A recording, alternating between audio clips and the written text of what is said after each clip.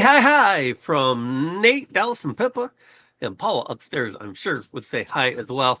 The dogs, they know they're getting a treat. What'd they do? They get off the couch. Get on the couch. Get on the couch. Couch. Couch. Let's get the show started. Once my coworkers would cooperate. Sit. Take. Good girls. Good girls. All right, let's get this show started. How's everybody doing this Sunday afternoon? I realized I was talking to Kobe last week, and I'm always off by an hour. And I've realized why Eastern Standard Time versus Eastern Daylight Time. I don't know.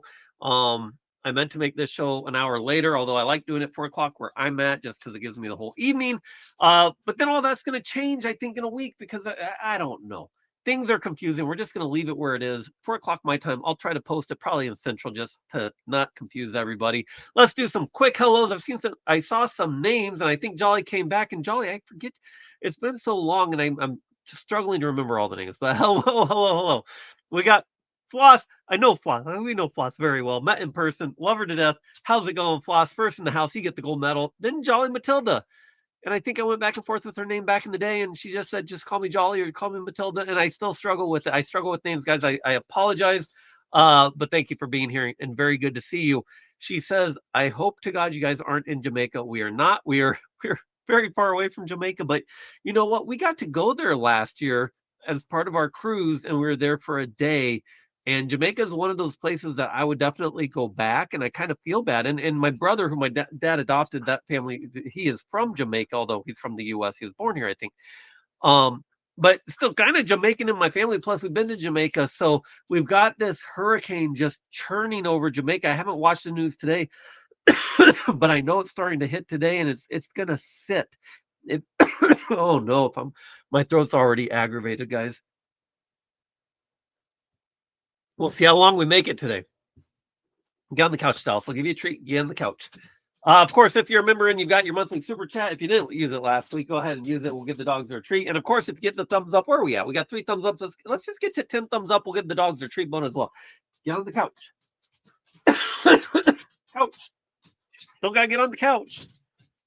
Stubborn. The dog is stubborn. I got to be more stubborn than her. So I apologize making you guys sit and wait. And she knows she's got to sit too. Otherwise, she won't ever do it. Sit. Sit. Good girl. Take. You should have seen the struggle, especially when Pippa came and they were like all going for the food and everything. I had to be so stubborn. I'd have to wait like 30 minutes, maybe an hour at times to get them to sit and wait for their food. So that's actually not that bad. But they're all excited because they get to do the live streams, they get the treats again. And they're not in practice on doing this, guys. So forgive me. Oh goodness. But yeah, prayers for all the people down in Jamaica. Oh my goodness. And it makes it worse. I'll come back to this, guys. Because I could go off on 10 minutes and I want to do hellos first. We got Auntie Cindy in the house. How's it going, Auntie? She's like, I'm early. That's okay. Just good to see you. Glad to have you here. We got Kobe. He's gonna step away for a nomad haircut, but I think he said he's back. I apologize. I told you last week, my allergies, my nose has been plugged for like it's not 2 months, but it's getting close to 2 months now. And I very rarely get relief on it. I don't know what's going on. We got Jason, not Jason. I screw this up every week. Brandon in the house. Jason and Brandon. I know you guys both were no mock followers back in the day, so I get those messed up for that reason. Sorry about that, Brandon. And I did see your message following last week's live. We're gonna have to find a time to work with Brandon to get him on to talk about the scuba diving we were talking about last week, guys. We'll get him on alive. I just haven't. I've got a surgery coming up, so I'm kind of putting everything off till after that. Then we'll work on getting guests and stuff and all of that. We'll talk about that more here in a minute too. Ava, how's it going? Ava Potterfield and friends, one of our friends we got to meet down at Johnny's meetup, and of course, love of my life. Paula, she's upstairs saying hi to everybody.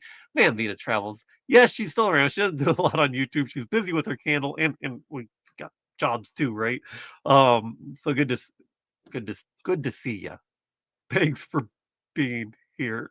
I love you. All right, scrolling on down here, we got Alan. Did I miss somebody? Oh, heads up. Almost missed the treats because of YouTube's ads. You know what? I used to turn those off for these live streams. I went in and clicked them on this time. I don't know. Uh, Anyways, we won't talk about that stuff. Yeah, I did click it on. I don't know if I will or not. In the past, I've just left them off, but hopefully they're not too annoying. And it also helps me when everybody gets up to speed as I take my sweet time saying hello to everybody, because I do appreciate everybody being here. Alan, how's it going? I think I already said hi. We'll say hi again. Eating dinner and listening. Good. Because we always end up talking about food and not just dog treats and all of that. So thank you all for being here today. We're I don't know how long we'll be live. We'll let things go. It's natural course. We'll talk about what we're going to talk about. We had all sorts of updates last week, and I've already forgot what I've shared with everybody. But life is good, right? We're in that point. We're getting ready for winter, and just today was kind of our last day. Good day, if you call it that, for the people in the U.S. We're just below 60 degrees, so we got the ambulance got moved. I don't. Let's talk about that for a little bit. The ambulance is still good. It's actually better than I was thinking it was. We went in and got the oil changed not too long ago. And the people were like, "Yeah, it's relatively for the age of the vehicle and the mileage and everything. It's looking pretty good." And I was like, "Well, what about the tires?" And maybe one more season. Well, we got home and it sat in the front yard and one of the tires went flat. So then it was a challenge of, okay, now how do we get the tires in? So tires are on two front tires, I should say, are on the Ambo. It's got the dual in the back. And so we dealt with that. Was that still this week? I think, yeah, getting it in. Missed it because then the ambulance wouldn't turn on. Paul had a doctor's appointment to run to, and so all sorts of a kerfuffle. We did get it taken care of. We got a wonderful place in town. They just moved us back later in the day. Ambulance tires are on, and of course, we got the fence put in and the shed in the backyard. So then it was like, okay, now the big moment of truth, that swinging gate in the back that goes like this to let the ambo in and then try to. Well, the ambulance doesn't have a very good turn radius. Hi, Dallas. I know you just want food. Um, but it did. So Paula, thank goodness, me and the fence guy were talking about, oh yeah, we measured the ambulance this many feet, that should be good. And luckily Paul was like, don't forget we've got the eaves trough. Because if she hadn't said that, that fence or the gate would have been too small. We would not have been able to get that in. So it is wide enough. We got the ambulance in, and then it was like, oh no, it doesn't have the turn radius. So we're going, but because there was a post in the ground from back in the day before Paula bought the house, and she had tried a hammock, but it was too close to tree, all this stuff. Anyways, there's a post in the ground. I was like, man, if we could get that out, then we can pull it all the way back there between the tire and the bumper. We could get it over the deck. The height works. And so it took a couple days to dig that post out and got it out this morning by drilling in fence um, latches, whatever you want to call it, because I couldn't just lift it straight up. But once there was handles on it, I was able to lift it up. And guess what? Now the ambulance is parked, the gutters are done, and now we're ready for winter. On the very last day of warm enough weather, not like if it's 50 degrees, but when you get down to 50 degrees, 40 degrees especially, and you're up trying to get stuff out of the gutters and all of that, it's a pain. So on the very last day, we got it in a nick of time. We are ready for winter and, well, surgery. Yes, I mentioned I had surgery. I was going to have surgery. We didn't know the timing last week. Well, we got the call, and it's coming quicker than I thought. So all the lifting and all that stuff that I had to do because I won't be able to. They haven't told me for sure, but if I remember right, 6 or 8 weeks after the surgery, I wanted to get it done so that time frame could be done so we could go to Fiji, enjoy our trip in the tropics, and of course now we got that hurricane in Jamaica reminding me today that hey, we got to be ready for cyclones when we go to Fiji too. So let's go ahead and talk about that, and then we'll talk about the hernia, talk about traveling for medical tourism, if you will. Um, Wade, we were just talking about you, dude. This is crazy. Wade's in the house. Stopping by to say hi. Hope all is well in North America. Because Wade, get this. We're going to be talking about medical tourism and where to travel and how much cheaper it is. And I was telling Paul, I was like, you remember Wade? Because we both met him down in the desert. Both love the guy. I was like, I know he's over in Asia. I can't remember. We'll be talking about Thailand a bit. I was like, is he in Thailand or another country? So I had to go look at your videos. Philippines. Philippines and Thailand, I think, are similar, but Thailand's the one that's popping up as far as medical tourism. Wade is in the Philippines doing all sorts of amazing videos and cooking and showing us how affordable it is over there. So if you haven't met Wade, go check out his videos. Yeah, check this out, guys. So I'm gonna. This wasn't planned, but I didn't know Wade was gonna be popping in here. I actually check this out. Give me 1 second. I was just looking at his channel again because I watch the videos uh as much as I can. Every once in a while, I like to go over and say hi to Wade. I can never believe he doesn't get more traction. Wade is a really good guy. He just I don't know. But anyways, I'm looking. I'm like these only get 30, 50 views. Wade puts out good content from overseas. And really we even my channel that focuses on 2 countries is still very North America focused and kind of the same type of thinking in a lot of ways. But he's over there doing it, and I remember watching his videos, what you can get for rent and stuff over there, and the things you can do. I know he had a business over here before COVID, which if I remember right, I don't want to share too much about Wade, but I think COVID impacted his business. But he's overseas doing it. Good to see you, man. I didn't mean to get too far off, but yeah, I did want to pull that out. I was actually looking at his channel. Love those 2 front tires on the ammo. Yeah, we might take it out next year. We might have to make a video for you guys. I don't know. We'll see.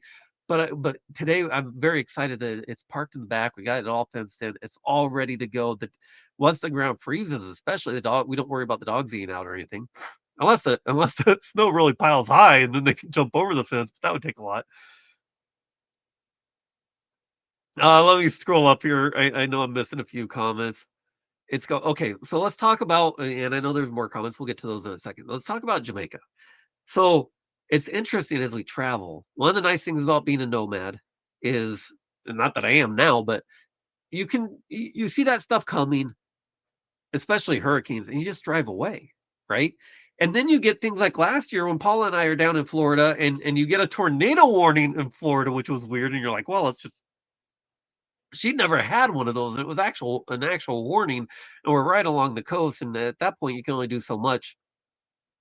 You typically would try to get to the restroom, but at that point, by middle of the night when the warnings went off on our phones, it was too late, right? By that point, if you try to run there, you're gonna get hit by a car that can't see in the rain and the dark and everything, and so we just stayed put, and I looked at the radar, it wasn't near us.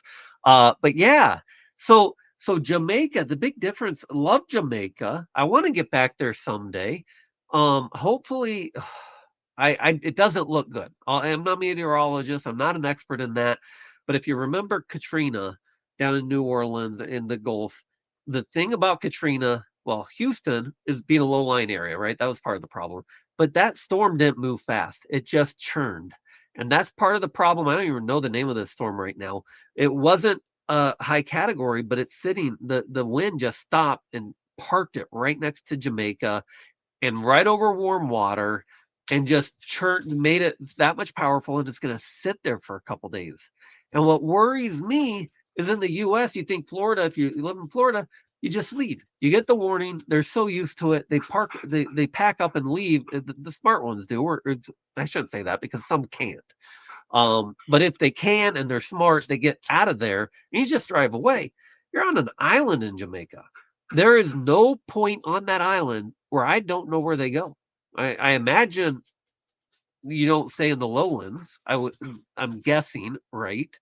But yeah, what do you do? And that did get me to thinking. So let me pull this. I'm going to share my screen again.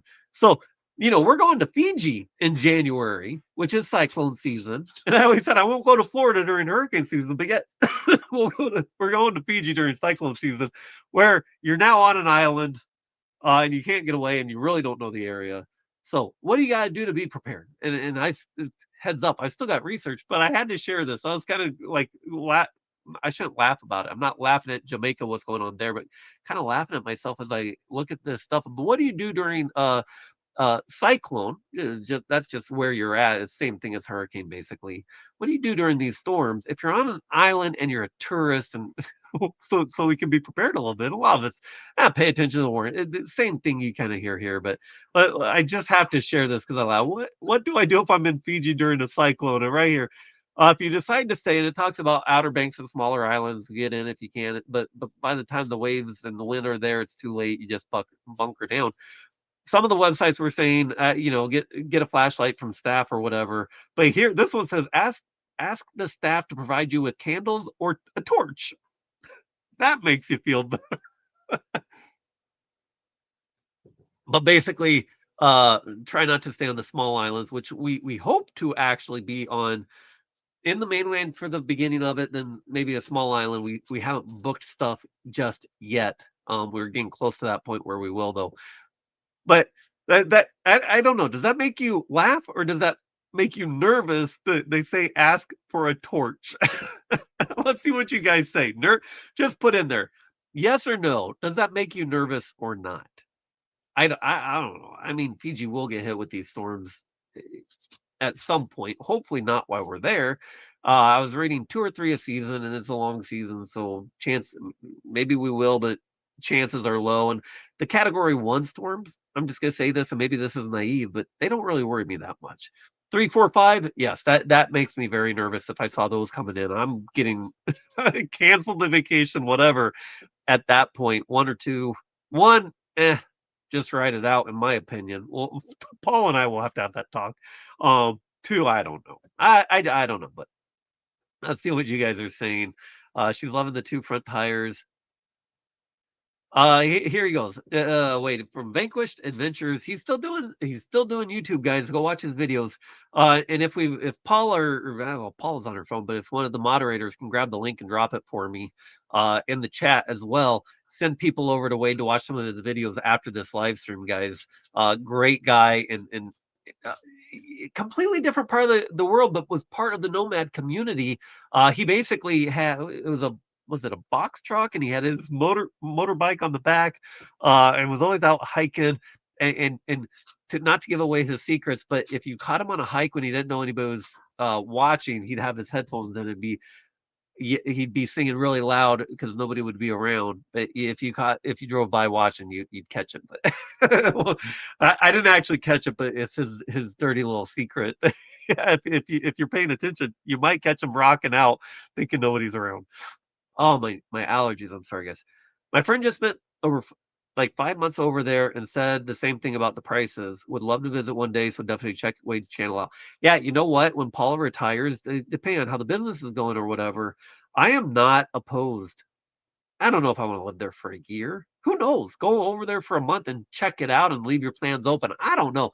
Running a business though in completely different time zones. I do know somebody in my business that runs the same business with mainland US from Hawaii. You're still more time zones over, right? So I don't know. That would be my biggest part.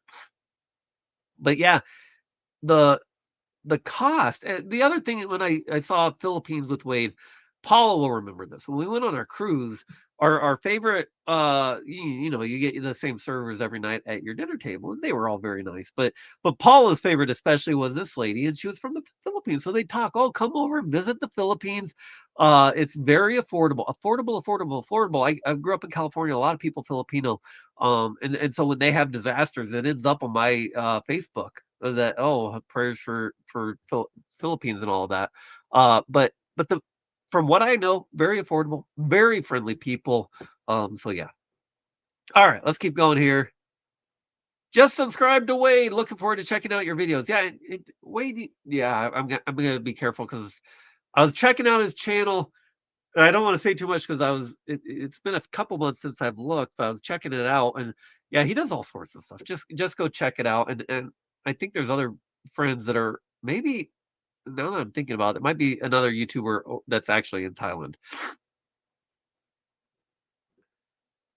Wade says hurricane drive away. Yeah, but what do you do when you're on an island? Drive away to where? Just the higher part of the island is what I imagine. But I also I suspect that you just talk to them when you check into your hotels and stuff, especially if one's coming, and say, "What do we do? Where do we go?" Hurricane Melissa. Thank you, Jolly. Yeah, that I try not to focus on bad things too much, but I am worried about Jamaica, especially just having been there and getting to see it. And obviously, my family does have a connection to Jamaica, believe it or not. Um, and there's yeah, if it sits and just stalls over the island, and not far from Jamaica, you've got Haiti, right, in the Dominican Republic. Well, Haiti is one of the most poverty-stricken. I think it's the number one strict the poverty level is number one in Haiti in all of North America if you take in Mexico and everything. And so if Haiti gets struck, they're even probably worse off just because of the infrastructure and the poverty level there, right? So yeah. So prayers for them. My nephew and his wife live in Thailand. She's from there. Okay, so let's keep this show rolling. I don't think we're gonna do a whole hour tonight. We'll see. We'll see. But Thailand, the reason I keep talking about Thailand, I don't know why I'm coughing, guys. When I started the live stream, my throat just got a tickle and it's not going away. You know, the nice thing is I've got live streams now for my business where I need to be very professional. I'm very comfortable hanging out with you guys, and if I'm not talking every second or if I got a cough, I know you guys aren't too worried about it. So, hey, there he is, Captain Jack Scrapper. He's from Tennessee. I love Tennessee. We were there. I keep saying, well, we were just there. We were just there. I don't mean to do that, guys, but yeah, Tennessee is great. My sister lives in Tennessee. Nashville is wonderful. We got to go explore downtown for we didn't stay there overnight because we were staying at my sister's, going into Nashville and everything. And there's so much more to that state that I haven't seen. It is a beautiful state right in the middle of our country. So, ahoy, Captain Jack, my puddle jumping friend. I guess even Kobe's a puddle jumping friend. Everybody from the Michigan meetups puddle jumper these days. Friend of mine in Peru is a major meteorologist. Has like 500,000 followers. So I've been watching him for weather updates, and yeah, the hurricane definitely. I think he means doesn't sound good, guys. I think we can infer that. Yeah, and troubles in the house. Captain Jack Scrapper, he had his live stream yesterday. I don't remember what time. Drop that into chat. I know you're doing Saturday live streams, Captain Jack. As yeah, I know. We all know, Kobe. Don't worry, but yeah, it doesn't look good. We'll see, and they'll probably need some help and donations and stuff. And you know, here's the thing with Jamaica. You know, you got a lot of those islands in the Gulf.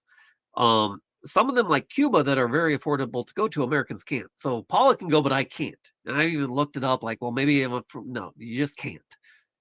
Are there some very thin ways to go? Yes, but not as a tourist. Not if you're following the rules, and not getting yourself into trouble. But Jamaica, yeah, Jamaica's one of those that, yeah, Canadians may not want to go to the U.S. with everything going on. I think I'll have to highlight more travel in Jamaica. Maybe well, I won't go back this year because we're going to Fiji. But Jamaica's a great travel destination for both Americans and Canadians right now. So yeah, let's hope it doesn't do too much damage because that I'm more worried about the people living there. Uh, but for travel people, yeah, if you get a lot of damage and whatnot, then they got to rebuild, and who knows what damage there is, and if people have trips planned as well. But quite frankly, that if people get hit hard that live there, and there's damage with that, I care far more about that than whether somebody will be able to travel there or not. I hope everybody is in that same mindset as well. But yes, it could also have an impact on travel. Don't worry about it, Kobe. All right. So the topic for tonight. Let me make sure I didn't miss anything or jump too far ahead. Okay. So before I get into medical and dental travel or medical tourism, if you will, I know we've talked about it with dental in Mexico in the past when I went there. We'll talk a little bit about that, but try not to repeat myself from the past too much. But yes, we're not looking forward to winter, but I am happy that we are ready for winter. All the winter stuff is done, especially when you have a hernia surgery lingering over you and don't know when it's going to come. You want stuff done. Especially, and I feel bad about this because I'm going to have surgery. Okay, so the update is it will be November 4th. So it's like Tuesday, not next Tuesday, but the Tuesday after. They've scheduled it. The hospital hasn't called. I'm not too worried about it because I've had 4 of them before, 5 hernias before surgeries. So we'll get through that, but it sucks because the part that sucks, I don't care about the surgery. The part that sucks is not being able to lift anything more than 10 pounds. Dallas, get on the couch. Dallas is saying take a break and feed me. How many? Oh, I started playing around with my screens when we got pulled Waves thing up there. Do we got 10 thumbs up? I can't tell. We're gonna do the 3 bone. Get on the couch. I don't. Is this rewarding her for bad behavior? Get on the couch. Get on the couch. As I say, do you guys need to tell her? No, you don't jump on and jump off. Get on the couch. She's out of practice, don't you guys think? Hey, Kyle, we got Ringo in the house. How's it going? We're just trying to get a dog to behave so we can move the show along here. Dallas, get on the couch. No, I know I have it. You gotta get on the couch first, and you gotta sit too. Sit, sit. Your butt's not down. Sit. You sit and stay seated. Stay. Wait. Take. Good girls. Okay. Yeah, because may as well, because I can't keep doing the show if she's right on me trying to jump at me. But I know, behave, Dallas, right? Oh, two of you are down in, you know what? It's a pretty good time to be in Tennessee, actually. Tennessee, like I remember I'd go to the Michigan meetup and then go down to my sister's, and then winter would hit a little bit earlier than I wished. The first half of November is pretty decent, as long as you're not in the Appalachians, I imagine. But we got everybody here now. Yeah, our adorable dogs stealing the show. Cannot move the show on till they get their treat. They know Nate starts talking to his computer, and yeah. The really tricky thing is not I know shiny object. Nate's going off topic again. I'm doing these lives, but I'm also doing lives starting last week. I did it Friday. Not that anybody's watching them, but that's okay. Um, it's a nerdy banking thing. You guys don't got to worry about it. And quite frankly, don't go find it because it'll just hurt the analytics. But a very, shirt and tie type thing, talking to the camera, and then we'll have the dogs in here, and at the end I'll give them treats. So it'll be interesting to see how they adapt to doing one where they get treats throughout the show, and then one where they don't until the end. And that's the one where I need them to behave. I don't think those guy. I don't know how that's gonna work out, but oh, you guys are Chapel Hill, southeast of Nashville. You know what? I'm gonna do another distraction here. Nashville is one of those cities I think about where it's tough to drive it with the trailer. Like Oklahoma City is the one that I'll say I hate it, avoid it at all cost. And most of the others, Kansas City, Nashville, they can be a pain. In Kansas City, you better know what lane to be in, type of thing. Nashville is rough. It's it, but it's rough, but it's manageable. Going through Nashville, you've just got a couple of spots where it's dangerous. Like I'd always come from the north, right? So when I'm coming from the north and there's a merge spot and people got to get over and people go crazy. Once you're past that, I'm pretty comfortable. But that one spot is very dangerous. And I would actually almost rather hit Nashville during traffic because of that, because people are going slow. And yes, it's a pain in the butt, but the danger wise, especially when you got a trailer trying to go at, 60, 70 and get merged when people are going crazy, is a lot safer to do it at a slow speed, even though I try to hit it when it's there, a slow traffic. But I do or yeah, DC is a whole nother level. I've never driven and I've been to DC because I worked for the government. Um, and then you just watch your cab driver go crazy.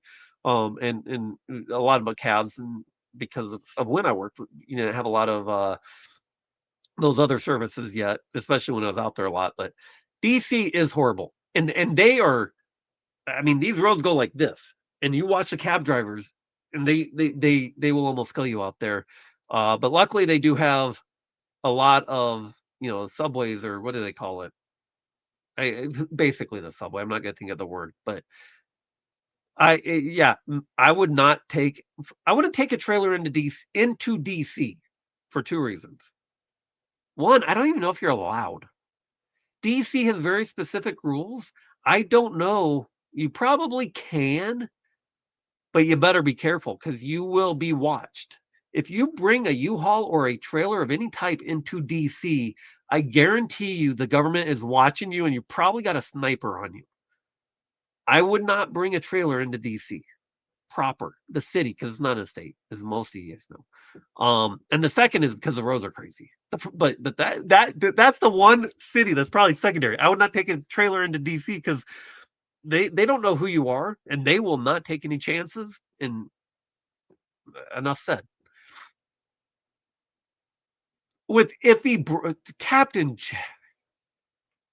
I always worry about you driving around because I imagine it's the same vehicle that you had to pull over every 30 minutes to put water in to keep your thing from overheating, and then was going like this, the truck going like this, and now you're driving through Nashville with brakes that don't work. Okay, Things not to do, brought to you by Captain Jack. That's got to be a video. The first one will be like, what did you do when you had that medical emergency? And just a week before, you were like strapping the front of your truck to get to the back somehow. That's number one. Number two would be driving through a major city like especially Nashville, without brakes at work. Okay. So Jolly Matilda is asking, wait, if he's Vanquished, if he's in. So Vanquished is in the Philippines. We're just talking. I'm talking about the Philippines. I'm talking about Thailand. We're talking about Jamaica. No, he's not. He's not in Jamaica, as far as I know. Kobe says, "Sounds like Kenya. Not much phases me as vehicle passenger anymore." Yeah, you know what though? Kenya. Okay, so big cities, but I don't even know if you were in a big city. I don't think I don't think you were dealing with traffic concerns at that point, from what I watched. Uh, I say 12, Kobe, but you got to be in bed at 7 or 8. People, hey, you know what? I'm not even going to laugh at that because ask Paula.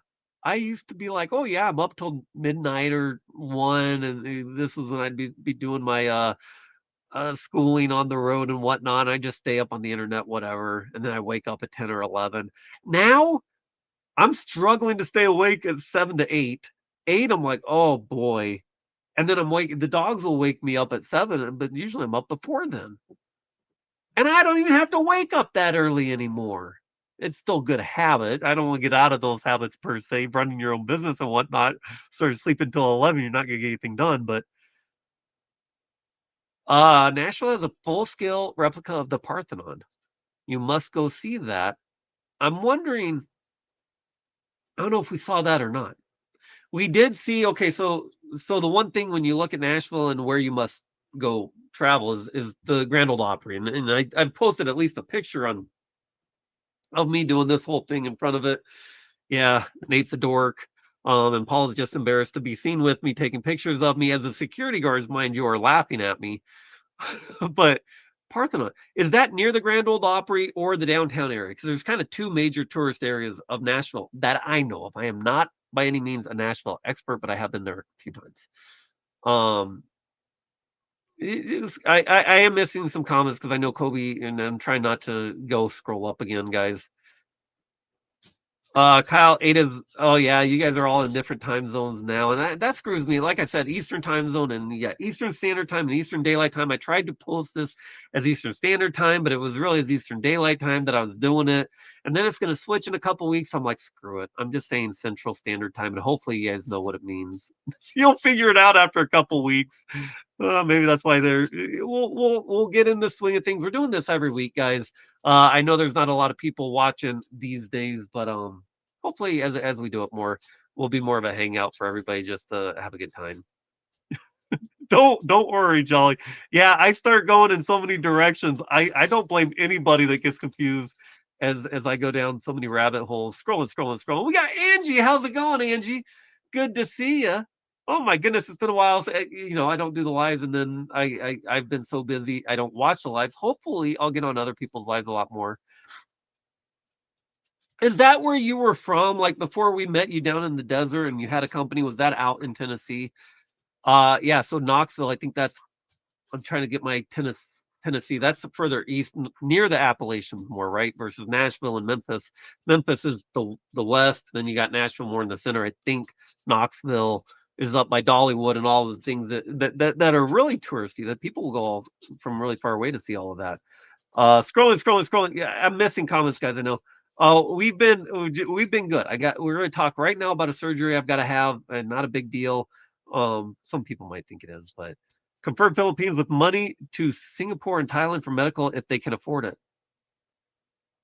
So people from the Philippines go there. Okay, so we're gonna get to that topic. So yes, I've got a surgery coming up. It is not this Tuesday, the Tuesday after. We're all set up for winter. Ambo's moved, all the heavy lifting is done, the garage is cleared out for the car, moved to the basement, all that stuff that I do. Spring, winter, spring comes, I move everything.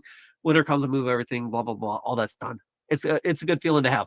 We're not looking forward to winter, but we're ready for winter. We'll have it.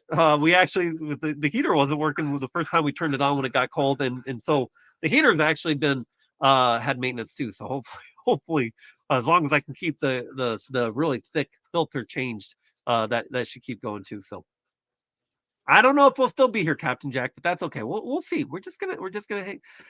And I just realized one other thing that I'm gonna have to be careful about. As I'm going to be running StreamYard for both my business and, well, technically North American Traveler's Edge is a business as well. Not that it makes really any money.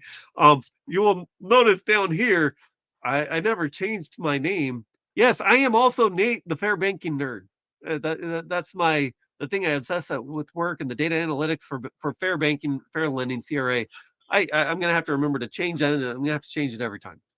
I might just leave it at Nate for that reason. Yeah, because I definitely can't change it to something silly here. I don't mind if that ends up here, but if I changed it to something for here and then it forgot the other, that'd be a bigger deal. But oh, I love you. Um, where were we at? Now I'm all thrown off. So we are ready for winter. We've got this surgery coming up. I've even made videos. I think that video I made on recovering from a hernia has like 70,000, although that's also why I need more watch hours now because that video is finally dying. That video, I don't know how. It's a terrible video. People leave comments and make fun of me all the time, and they are rightfully to leave them. That I say, I'm going to get straight to the point. And it took me 5 minutes to even get to point number one in that video, but then YouTube pushes it and you can't pull it off. I tried to make a better, shorter, quicker video on it, and YouTube ran it to 300 and let it die.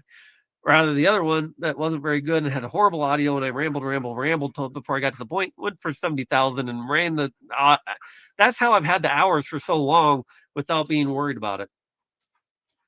Going back to Nashville real quick, Opry is east of Parthenon, is east, Parthenon west. So it must be in that general area. Nashville, it's one of those circle cities. The downtown area is kind of on the west side. The Opry is on the kind of southeast side of that circle. So when he says Opry East, okay, Parthenon must be on the other side of that circle. So yeah, I probably haven't seen that area. Put it on my to-do list, to see list, because I will be back there. My sister lives, we'll just say, in the general vicinity. Paula says hi to everybody. Yeah. Okay. So surgery's coming. We're ready for it. We'll get more ready for it over the next week. The main stuff is done. I've been through them. The part that sucks, I think I was starting to say this, is I feel like, Paula actually gets on because you don't let me take care of you now. When I get sick, and it's not a rare thing, unfortunately, I'm so used to just, if I need something, I go get it, even if I'm sick. Even when I had 103 temperature, I'm laying on that couch and, I need to go get this medicine. I'll get it. I'm just used to it. I don't need somebody to take care of me, but it is nice, and she does. But apparently, I don't always let her as much as she would like. Well, she will get a week. I'll say a week. She'll give me a hard time for this. Six weeks of not lifting, but after the first few days, you can. I have literally taken myself to the hospital, taken a taxi to the hospital, had a friend drive me back, and the only help recovering from a hernia was that friend driving me back home, and then left to fend for myself by my choice. And so it's not like I need it, but I do have to get better at accepting the help. But anyways, so I have told her, yes, the first 3 days I will try not to do anything. But here's the other thing, guys. You can't just sit. After the hernia, you can lay for a day, maybe two, but you don't want to just lay in bed because then your body gets, I don't want to say old and decrepit, but you're supposed to get up and move, right? You're not supposed to lift, but you're supposed to move. So there's that balance. So I was like, okay, the first couple days I'll do my best not to do anything. I'll be lazy, lay in bed, watch TV. Third day, if you watch my hernia video, it's all about the bowel movement, right? I know a lot of nomads in here, they don't mind talking about poop. It's all about the bowel movement. You've had your near your intestines all torn up, and then they give you these pain medicines that kind of compact everything. What's the right word? I'm terrible with words today. Anyways, it makes it harder to go, and you don't want to push, but you have to push more because of those medicines. So you want to like lay off of those as much as you can, take stool softener, loosen stuff up, and then get through that first bowel movement. that is like once you've done that, then you're like, in my opinion, you're in the clear. Just don't do anything stupid. And so I'll take it a little easier that week. I don't think I want to be sitting at the computer. You still don't want to sit here 8 hours a day working, 8 hours straight sitting. You still want to take breaks and all of that and kind of ease into it. It'll be fine. Um, are you Ukrainian? No, I am not. Oh, okay. So I know why she's asking. That was back in the day. I have always followed the Russian Ukrainian war. I know they call it a special military operation. I it frustrates me. You see the banner on my page. That's why you're asking, I'm sure.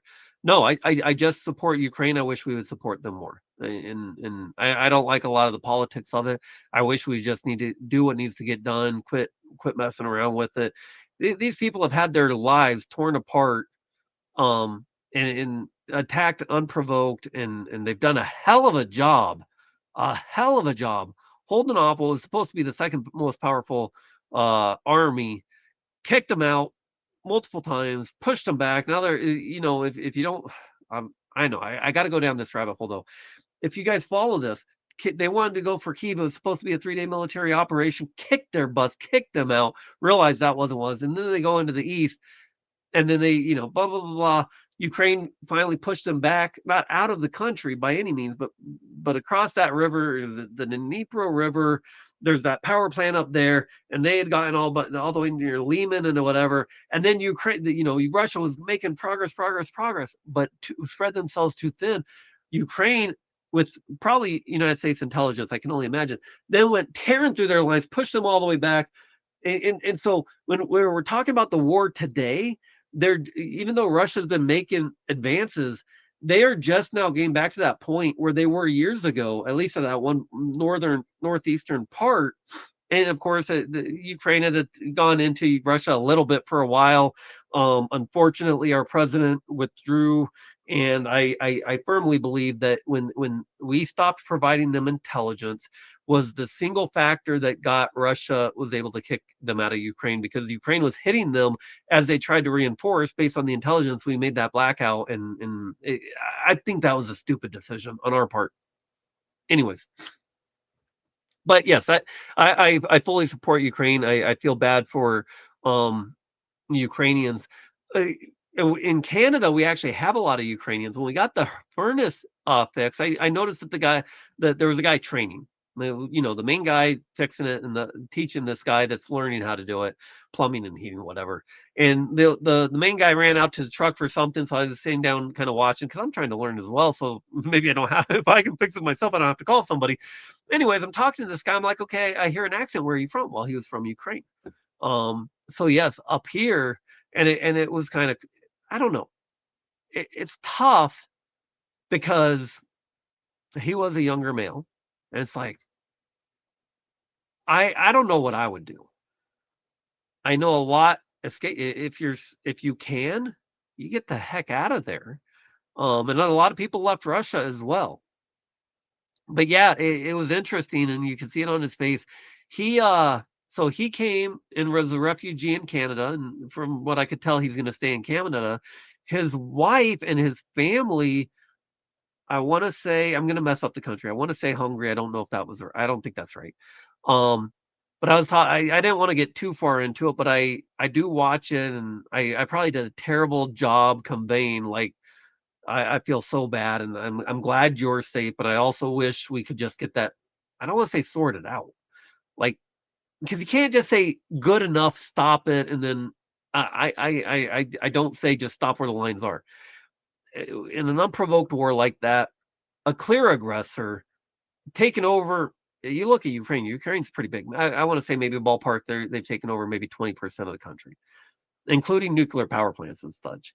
If you let them keep what they've taken, it's a terrible precedent, especially with, it's all a terrible precedent to begin with, that they've gotten away with what they have, unprovoked attacking another country. I too were okay. I'm going to get too far down a rabbit hole, so I'm going to stop myself. But yes, I don't necessarily think we should just say, "Hey, good enough, stop the war where it's at." Ugh. Anyways, So so yeah, I apologize. You asked me a question. Sometimes I do go down those rabbit holes. So let me catch up on chat. Let's talk about medical tourism, and then we'll we'll see how the rest goes. Pulling for pulling your carcass up Longside Hill, Fe- Hill, Haida. I don't know what that's supposed to mean, but yeah, I was I was thinking about that. I was thinking of the medical stuff today, actually, Kyle. Like there are clear medical differences in like I can go do long hikes and do things along cliffs and Angel's Landing and stuff that would freak other people out. And then you get this hill that well, you still got to be in decent shape, not great shape, but and that's what takes me out, right? Not the 10-mile hike up a mountain, but what could be a 15-mile trek up a sandy shore is what takes me out. Anyways. 30 years in Florida, 15 in Tennessee. Okay, Smoky Mountains, but yes, basically the same as Appalachians. Are those actually different? I still think Appalachian Trail because I think of the Appalachian Trail. I thought still goes through the Smoky Mountains, but you're right. I think when people talk about that, they call it Smoky Mountains. How long did you deal with the hernia before getting treated? Okay, so this is a great question because this gets into it. We're going to use this I was gonna say use this as a transition, but I saw Angie's comment. I want to read this real quick. I'm putting off hernia surgery. I require total stomach reconstruction, at least oh, 6 months recovery time. I I'll have to ask you about that at some point privately on a phone call or something, Angie, because I've this will be my fifth hernia surgery, and at some point they start meshing up and cutting into your inside so much you wonder, can they just rebuild the stomach? I guess so. That sounds serious though. That's not just a go in and mesh up one spot. And I've had two spots meshed up at once, but all over. I've two on the right, two on the left, and this will be my second on the umbilical. So if you know about hernias, there's inguinal, there's umbilical, and there's a sports hernia basically, which I don't think I've had, but I've had them all over the place. So yeah, my stomach lining, I think is what it is basically, has been carved up, patched up. Who knows if that's in store for me? So I would be curious on doing a one-on-one with you, Angie, at some point just to talk about it. Just call a little bit greedy of me because that might be in my future, maybe not immediately, but someday. But that's rough because yeah, now here's the struggle, right? A hernia, you don't want to lift too much because you're going to make it worse. And Paul is like, stop doing that, stop doing that. I'm like, well, once I know when we're getting the surgery done, or I know it's a month or two out, I worry less. It's whether it's a year down the road or something, then I'd be like, I can't lift anything because I'm going to make it worse. Well, if it's going to be done within a month or two, I will be cautious, but I'm not going to change what I'm doing per se if something needs to be done. What you're talking about is that's even if you're going to put it off, that substantially will limit what you're doing because you don't want to make that any worse, which sucks. Even though you're like, I'm going to defer it, but yeah, now you're. It's like, do I take care of it now so that I can get back to life, or put it off and then I don't know. Medical stuff is just hard, right? AKA seeing a doctor. I missed something. Let me scroll. Da, da, da, da, da. Okay, so back to Ringo or Kyle's question here. How long did you deal with the hernia? So it's interesting, right? Because I have done um a few things medically, right? You guys watched me go because I didn't have dental coverage in the U.S. Go to Mexico, and then and now I have met through Paula, and only through Paula's work, right? It's not like a Canadian thing, although they talk about it in politics. We have dental insurance through Paula's work that I now go, and I just went to the dentist this week, which is actually part of what got me thinking about this whole topic, guys. So, um, the hernia. Okay, so in the U.S. you can go. Okay, typically it'll come up if you don't if you're not aware you have a hernia, it'll come up through an annual physical. For a male, that's where all the sitcom jokes go, where people say, "Turn your head and cough." They tell you drop your drawers. They're slightly above your private region, near your lower stomach, and they're pushing in really hard, right? And you turn your head and cough because if you have a hernia, they're going to feel a bulge, and then now they never did this before, and maybe other doctors didn't or not, but you get the keep calling it the jelly on the belly because I can never remember the term. But they go in and they can actually test and physically verify that you have a hernia.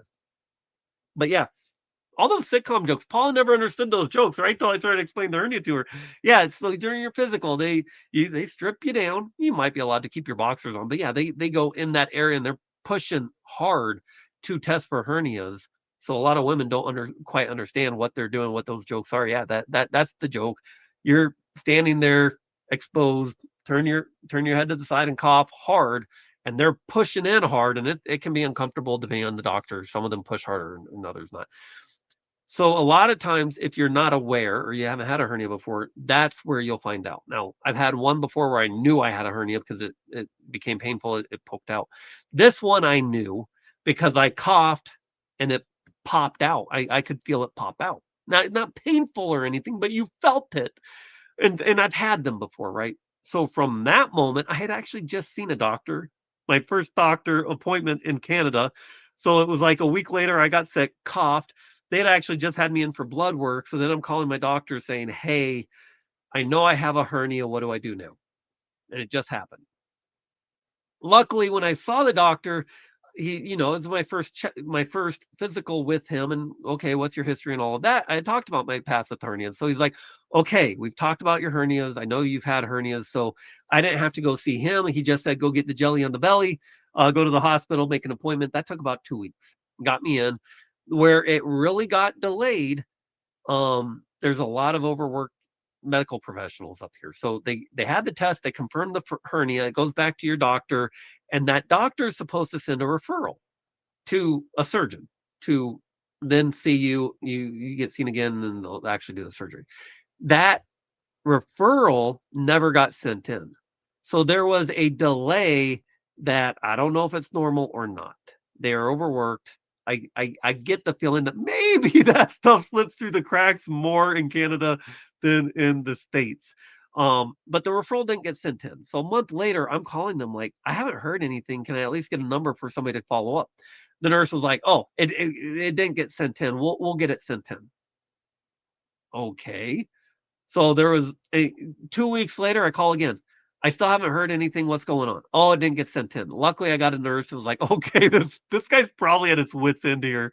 We didn't send it in twice. She called me the next morning and said, okay, I sent it in. Here's your confirmation. Here's who it got sent to. Unfortunately, when it up to the capital city of Regina, and it was going to take a long time. So I actually went into the ER at one point when it was I did something and it became uncomfortable. So I went into the ER. I said, I don't know when this thing's going to happen, and I'm a little bit concerned about it because of how it feels. So that ER physician actually sent another referral in to somebody more local who they suspected would get to it sooner than the other person, which was true. And so from November 4th, when the hernia was scheduled, with those delays that are, I don't want to call them typical, I would say the hernia happened, if I remember right, at the beginning of July. So July, August, September, October, 4 months, which isn't actually that bad.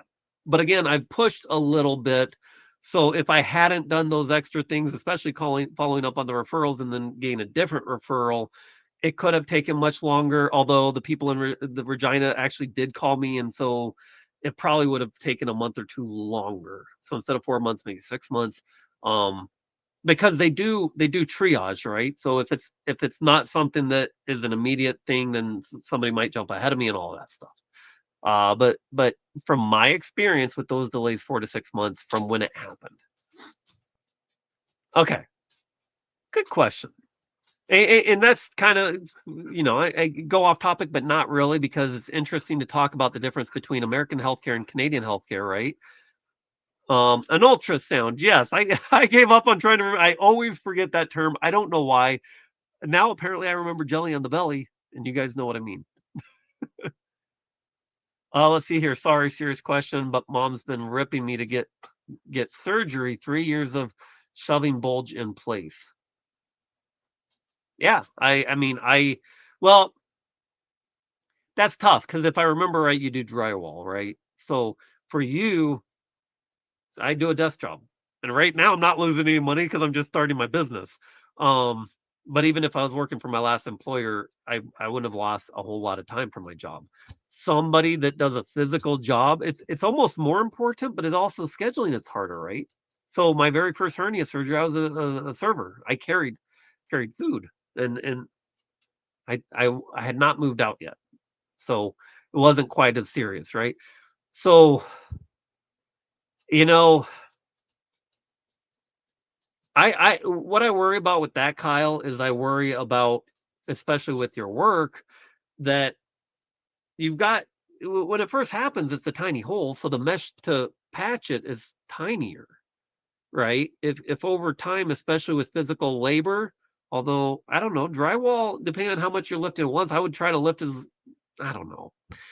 I would you're instead of carrying 10 boards or something, maybe carry 5 and make it a little bit safer. But um I remember doing flooring for one summer, and there's times you just gotta lift a lot, and you don't think of that with flooring, right? Um, but yeah, that when can you take the time off? That's such a tricky question. I'm not even gonna I'm gonna if you wanna talk about it privately, I don't know a lot about where it's at, how is it bothering you? Have they done an ultrasound and it's small? The the first hernia surgery I had, it actually hadn't broken through, but they thought they had because they didn't do the ultrasound. I wish I had put that one off. So if it's your very first one, I don't know, there's some argument for that. Okay. Ringo, that's called your no-no spot. I might have missed something. It makes me nervy. Well, ask Paula. I get one of these, I'm like, I wanna get it taken care of. I want it done, but that part of that is, especially when it's not gonna cost you, and it either for missing work or getting it done.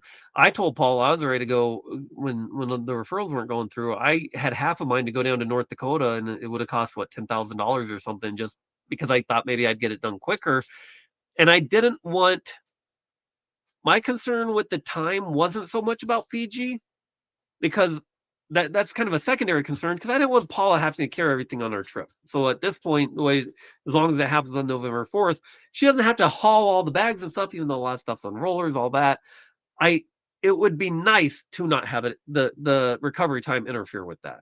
But what I was more worried about is come cold and flu season, I tend to get sick, and I tend to cough hard, and that causes problems.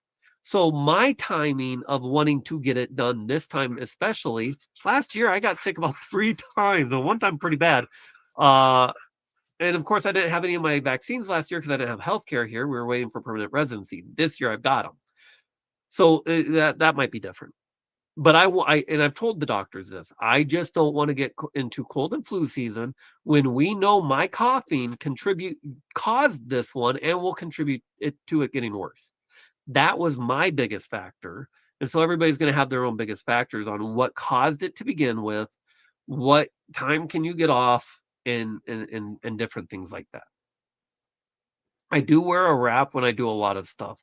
Yeah, and I bought one this year that I kind of the belly is the umbilical is probably the hardest one to get something to put pressure on. And I forget the word, the lower ones, you can buy kind of like biker shorts that they say puts pressure on. It doesn't really necessarily right that spot, at least for me. You can do some of that stuff just to try to prevent it from getting too much worse. Um, but yeah, but it also sounds like, man, you've got because normal recovery for hernias, I can't remember whether it's 6 or 8 weeks, and of course you then build into it, but 6 months, that tells me they're doing more than just the standard. You got a lot more going on there. Yeah, and that makes it even harder, right? How do you that's 6 months of your life that you are now are you might even have more restrictions. They might tell you not to lift anything. I don't know. And then, then you're putting a lot on Rick, and yeah, I don't know. The nice thing is you have I worry about people that like talk about 6 months and if they're renting and whether they're even gonna have their apartment in that recovery time, but you got a house at least and all of that. But okay. Kyle, I just used rolled up socks. 3 years. Okay, that's what he meant. 3 years of shoving a bulge in place. No, okay. We might be talking different things here. Not where I thought this was gonna go, but let's go with it. Let's roll with it. We've got time. So he could mean a couple. I think they're talking different things. I think what Kyle is talking about when you get a hernia, it's your intestines poking through that stomach lining, right? So the way I read Kyle's comment is 3 years of shoving that bulge back into place. He's talking about that bulge comes through and sometimes it sticks out, sometimes it doesn't. Guys can typically tell if you feel. That's what the doctor's feeling for, is that bulge sticking through. You can, if you get used to it, you can kind of tuck it back in, right? And then if you cough or lift or something, it might poke back out. Well, the biggest risk with it is if that gets poked out, and especially if it stays out, it gets strangulated. And now you've got an intestine cut off, and it can be very serious. So if Kyle knows about it and he knows how to push it back in, and it's not constantly pushing out, there are a lot of people that live with it for however long you're comfortable. And hopefully it doesn't get worse and worse. I know as people get older, men are more willing to live with it because for two reasons, especially if you don't got a physical job or you're retired. It's a little less risky, right? Plus, getting a surgery on it presents some risk. My grandpa, my first grandpa that passed away, well, I guess he was my second. I had kind of three grandpas, if you will. But anyways, one of my grandpas had a hernia. That's where I get the genes from. I take very much after him. He had a hernia surgery and he had a minor heart attack. They said minor heart attack, I think, during that surgery. Well, that heart attack was he lived a couple more years but was never the same. So as you get older, there are more risks in your recovery. It takes longer. You might have a heart attack, right? So I still feel like it's safe for my age. I'm still in good. I'm not in perfect health, but I'm good enough health where I don't consider it a very big risk. So if you can take care of it now, it doesn't cost you a lot. Recovery time, you don't have a physical job, you're not losing income, do it. But people like Kyle who have physical jobs, that adds another layer, right? But you also don't want to wait till you're old and you got other health complications. My sister, she didn't have a hernia, but she had her basically intestines knot up. Kind of the same concept of that bulge getting cut off. Your intestines aren't working. There's a blockage, and that becomes an immediate. In my sister's case, she felt pain and she had her daughter, and trying to get by the time she got somebody to come watch her daughter, she was screaming on the ER floor, so you don't want it to get to that point. And it doesn't matter what you thought you were gonna do the next week, you are out of options. You do not want it to get to that point. Anyways, okay. So even Angie, who's who's deferring hers right now, is saying, "Kyle, taking it." I don't want to tell you what to do. I do not feel comfortable letting them, especially knowing cold and flu season's coming up, which is what will aggravate mine and make mine worse. Would I be comfortable during the summer? That type of thing, if I could play it safe, right? But once it gets to that cold and flu season, I get a lot more nervous. You know what? That's part of the reason why I go, do I really want to talk about this? But yeah, I from that one video that had 70,000 views, it is so interesting to talk to somebody who's been the patient versus the doctor. The doctor is telling you all all the nerdy stuff, all the correct stuff, if you will. Um, but that's a lot of the feedback on that video is they like hearing it from a patient that's been through it a few times. I've had both the part where they just cut in and then they do an incision and then go in microscopic is what they call it. I've had both. I find the microscopic you recover better. Some people have said otherwise. This one will not be microscopic. I would have had to go to Regina for that. And quite frankly, the recovery, in my opinion, is a little bit slower versus microscopic, and you're gonna have a scar. I don't really care about a scar, and I guess Paula doesn't really care. I've already got a scar in a different spot. I don't really care about scars. I've got a scar up here that I tell people I got stabbed, even though it was just taking out a mole. The guy just wanted to, I don't know. Can you guys see that? I've got a scar even up there just from taking a mole out. So scars at this point, once you hit 40, eh, give me another scar. I don't care. Everybody's saying, "Yeah, just be careful." I'm sure Angie knows she's As long as she's talking to a doctor, she knows about it, she's educating herself. We've all got to make those decisions. There are risks to everything. There's risks to getting it done, there's risks to putting things off. Coughing can push it out. So yeah, you're in the same situation. Is yours an umbilical? Is it at your belly button or is it lower down by below your boxer line, if you will? Okay, so I'm gonna laugh because she's saying that this is a reality. Um, so mine's right at my umbilical cord, and I cough a lot. I get allergies, and Paula probably rolls her eyes. And I'll be out and about. If I'm holding something, I'm like, I know I got to cough. Do I cover my mouth or do I hold my stomach in? Do I keep it in? Right.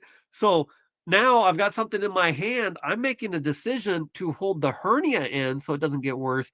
And now if I sneeze or cough, people are probably thinking, what a jerk. There's a reason why.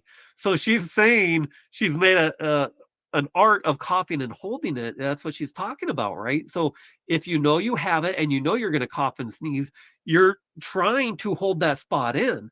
And if you're like me, where mine's in my belly button, now I'm like trying to get into my belly button and hold the right spot. And it probably looks, some people probably look at me if I'm out on a walk or whatever, and I have to cough or sneeze, wondering what is that guy doing? And it's perfectly innocent. I'm just trying not to make my hernia worse. Oh, it's so great. We got Kyle and Angie here. Everybody knows what we're talking about. This is great. Okay. Yeah, mastered. I can imagine.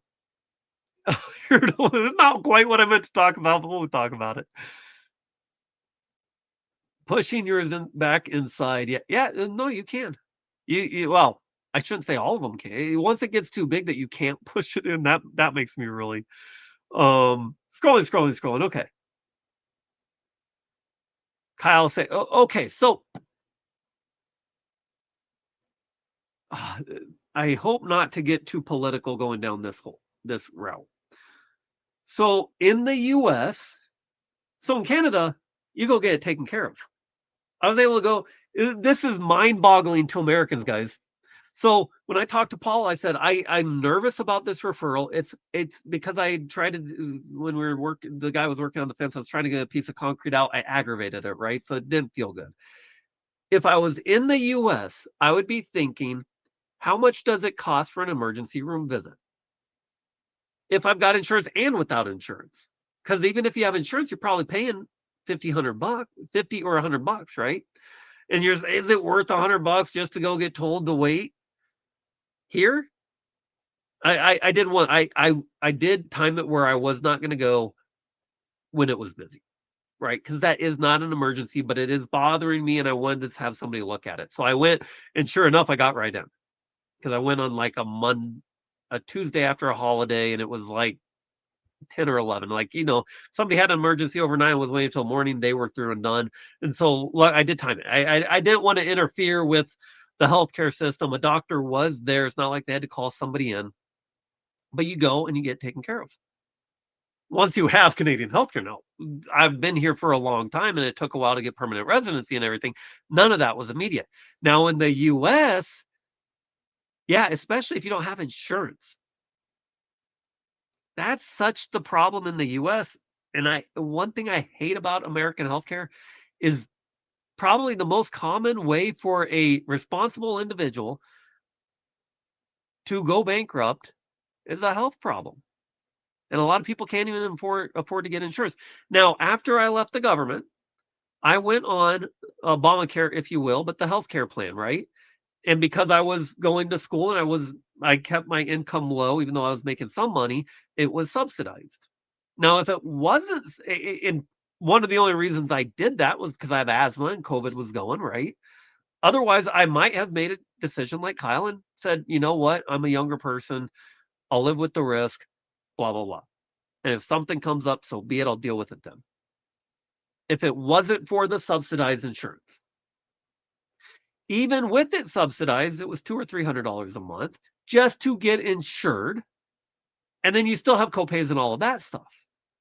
So it's still a screwed up system, even when it's subsidized, right? So the biggest change with Obamacare, even though a lot of it got kicked out of the courts, is the fact that they have to cover pre-existing conditions. The old rules of you have to keep your insurance. One thing I hated about that was people were stuck at their jobs because they couldn't leave their insurance. I don't want to. You were stuck. I'll just use that word.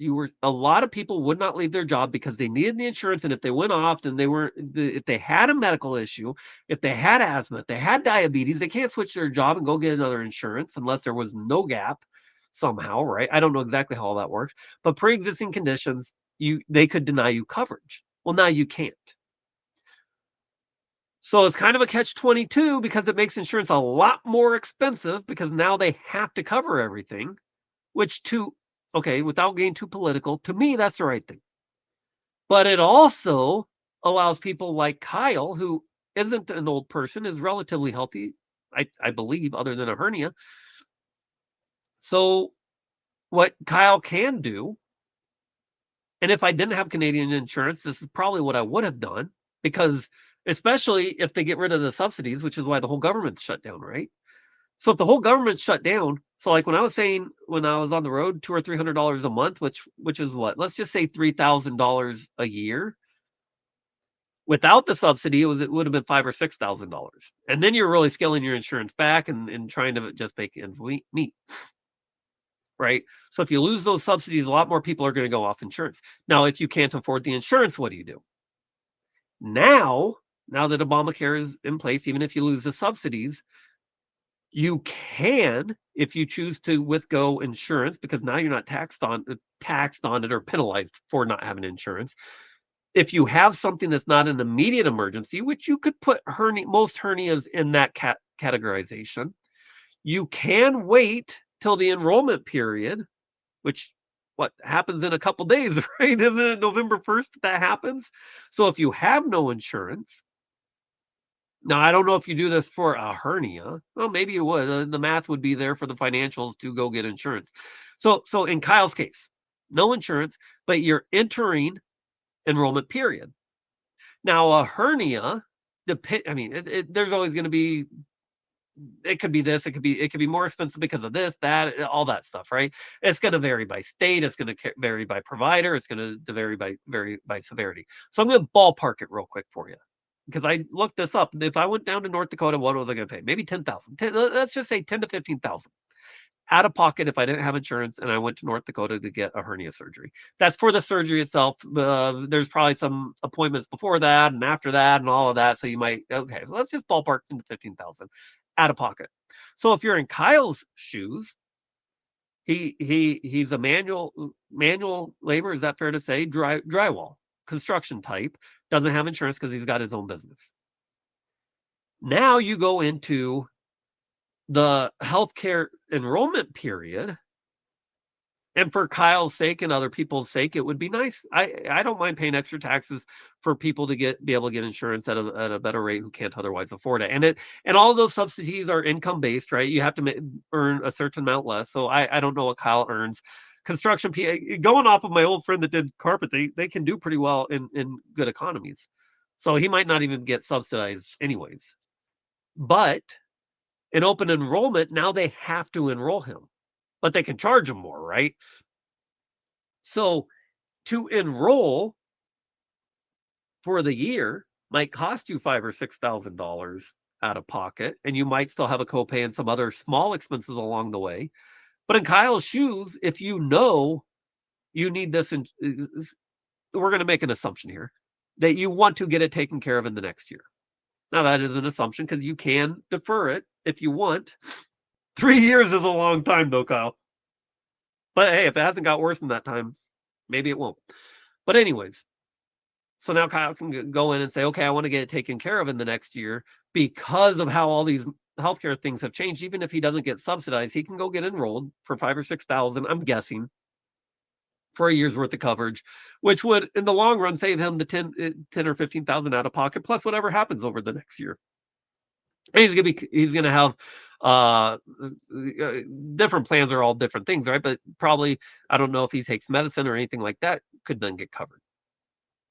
So if you're in a position like Kyle, you can As long as it doesn't get to that point where it's an emergency, you can try to game it a little bit, if you will, because they can't deny for pre-existing conditions. I don't know if you would still be at that five to $6,000 range though. They might be able to say, "Hey, you've got a pre-existing condition, so your insurance is this," because they know they're gonna end up paying out for it.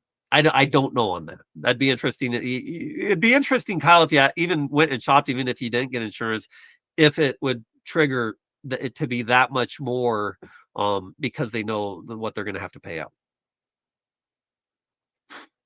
My opening is big enough that my intestines don't get pinched. See, okay, another thing about hernias, so when you get a little tiny hernia and you get the intestine pokes through, it not only hurts more when it pokes through, right? You'll feel it more than a big hernia.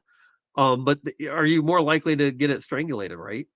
Versus a big one where it can go kind of in and out freely as long as it doesn't get too bad or tangled or who knows.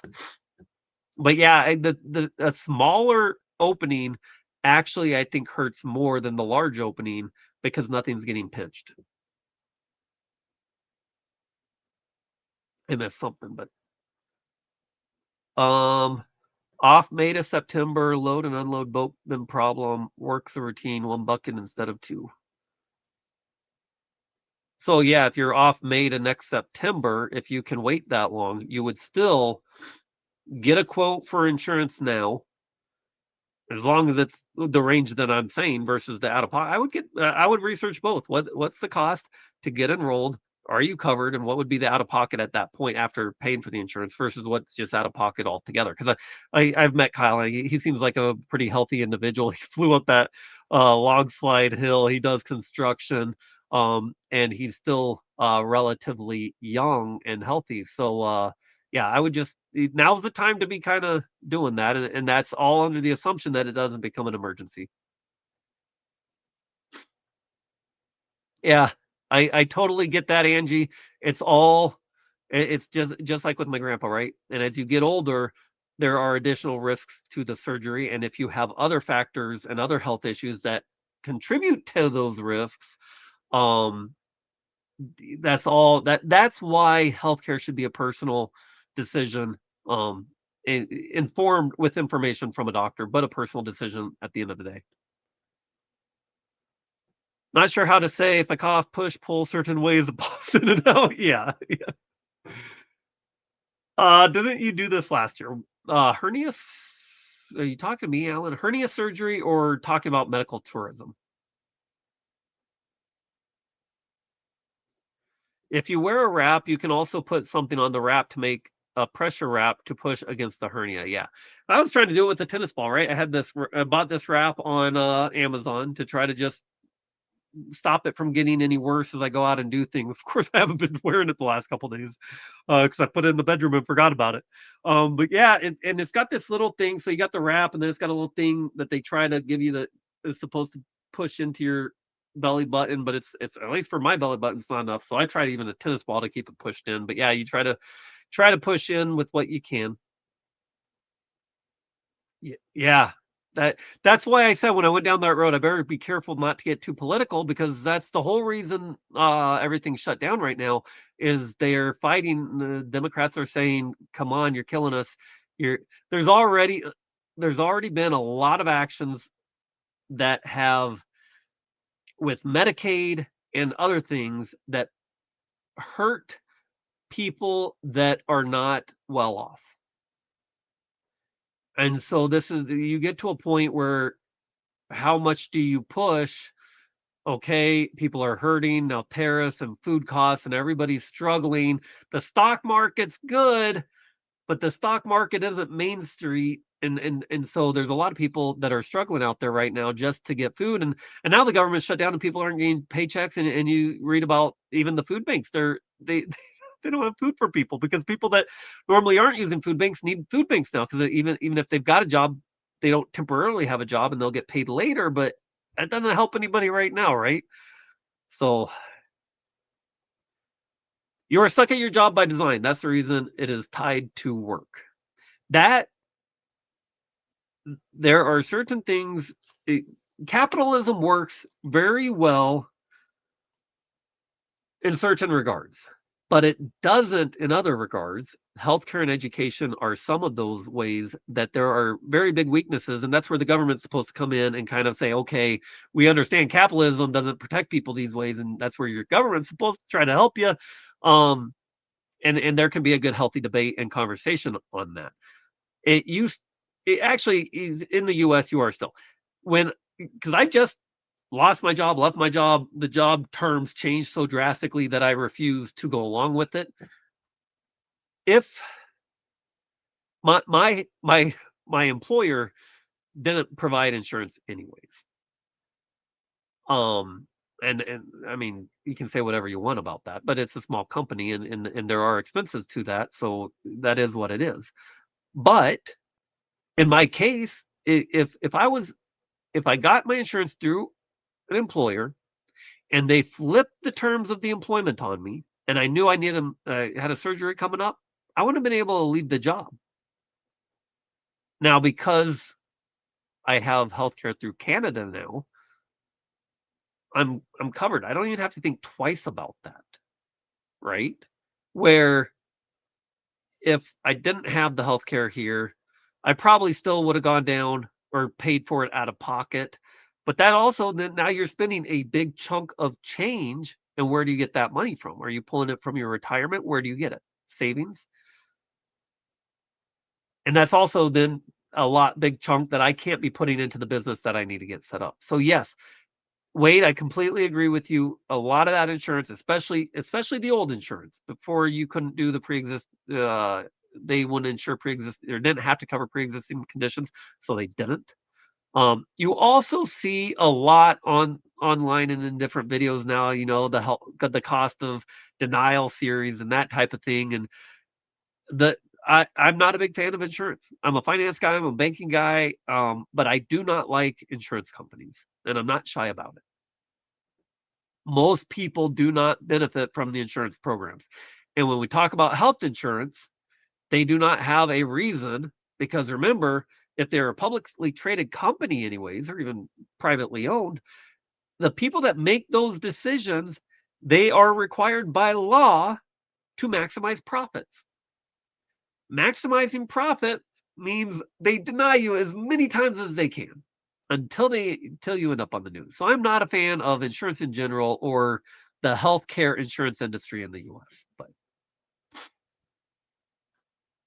see now I probably have gone down political lines. I apologize. I agree with you, Nate. We need socialized Medicare medical care in the US.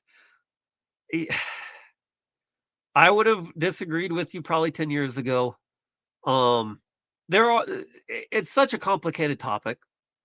There are Canada is socialized medical. I don't know the correct universal healthcare, if you will. The U.S. has, in a sense, universal healthcare. It's called Medicare, right? You just have to be old to get it. I shouldn't say old because you can be 62 and get it. And then Medicaid, you have to be old and poor, basically, right? And now they've pulled a lot of Medicaid funding, and so now if you're old and poor, uh, I don't know. I honestly don't know what's happening to folks in that bracket. I suspect there's a lot of people really struggling that are in that older and less affluent category, and their food bills are up and housing costs are up, and I don't know what they're all doing. I guarantee you in the U.S. there's a lot of people that are not getting medicine or whatnot just to balance their budget. When somebody thinks a trailer is part of the boat or somebody else wants it, I'm missing something. It also gets really tricky because, does everybody get everything, right? At what even when you get into social medicine, let's take Canada for example, because most Americans think everybody gets everything taken care of in Canada. You don't. If you have diabetes in Canada, good luck. You're you're in just the same tough spot as in the US. Now, I would like, when we get into the conversation of diabetes, there's different types, right? But one type, was it type 2? I don't know. Where you've not taken care of yourself or you've eaten poorly, that's partly to blame on the individual, where maybe there's some things they should have done to prevent it.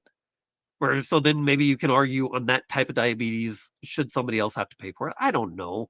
This is where it gets really complicated, guys. But then there's also diabetes that is genetic or whatever, and I've got a friend who has a kid like that, and thank goodness she has good insurance. But the other flip side of the not taking care of yourself or eating the wrong thing is what we push on people because of capitalism. The food industry is for profit. They want to put additives in there that make you eat more, unless you're going to a buffet, and then they're going to put additives in there that make you feel full, right? And when you look at regulation around food in the U.S. versus the rest of the world, all the additives and everything they approve left and right. It's far less. It is a for-profit business, and to some extent, should they be responsible for some of the healthcare issues in the U.S. because they push unhealthy food, as well as the government subsidizes that. They don't subsidize. Well, they subsidize farmers, but they don't necessarily subsidize people eating healthy. You get into this, you can there are so many angles to it, and I had probably have gotten way too far than most people were really interested in. They were like, "Well, I thought we were talking about tourism, and we're probably gonna have to hold that tourism part off for another day." I apologize. Okay, let the great thank you, Wade. Let's switch gears into the topic that I have. We do have 17 people in the house, so I'm gonna keep going a little bit. Um, we'll go through at a very high level here. So I told you I looked out of pocket cost, maybe let's just ballpark 10,000. North Dakota, that's going to vary by state, by all sorts of stuff. But let's just ballpark $10,000 out of pocket in the Philippines, 2 to 3,000 US. Of course, we've always got to account for that conversion, right? That makes it even more complicated. Plus, don't forget, even if you want to go to Philippines, and when we talk about medical tourism, it's going to vary a lot based on what country you go to and what procedure you're getting done. So think about it this way. Let's take hernia for example. I know Dallas. They haven't had their dinner yet. Let's give them some more food to hold them over. There you go. There you go. Good girls. So you're going to the Philippines, you think you're going to save money, right?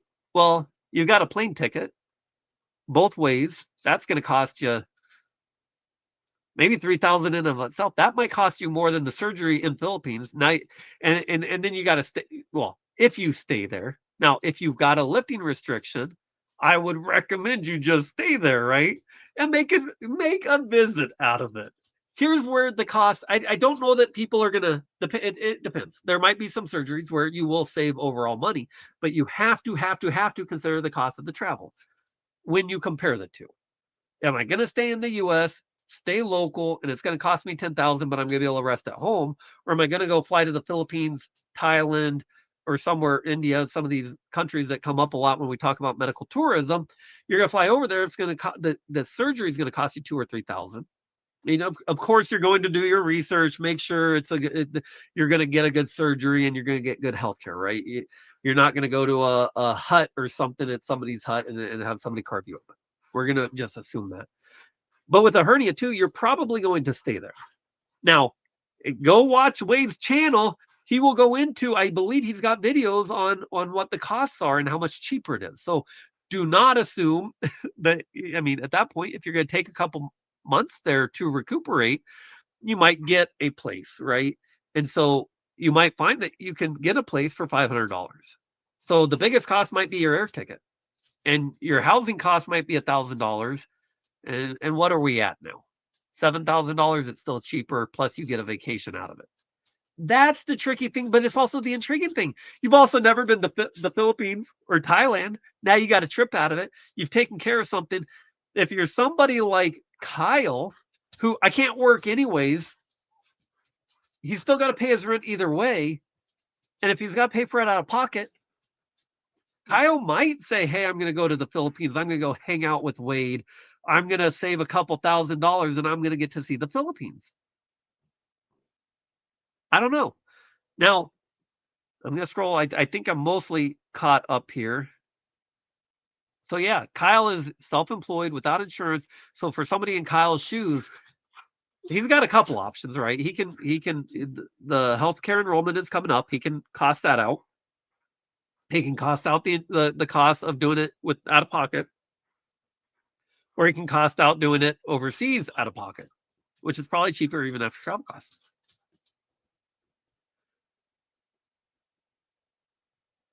Uh, okay, so another perspective on ACA. So Obamacare, if you will, or America Affordable Care Act. Yeah, the Affordable Care Act. So basically, the the healthcare online marketplace.